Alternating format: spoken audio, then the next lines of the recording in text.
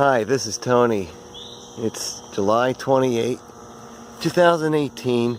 After another week of rain, I haven't had time to come back here. It's been a solid week. Haven't really had to worry about moisture a lot this year.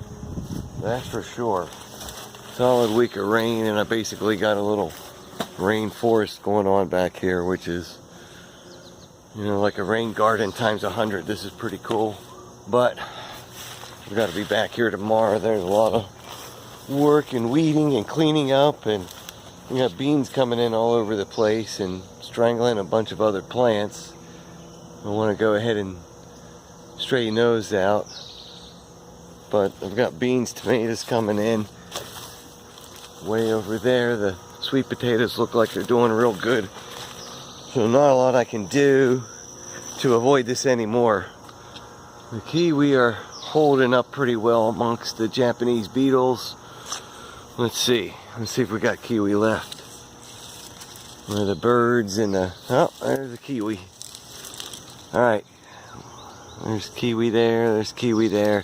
You see the white powdery stuff is that surround WP that I put on.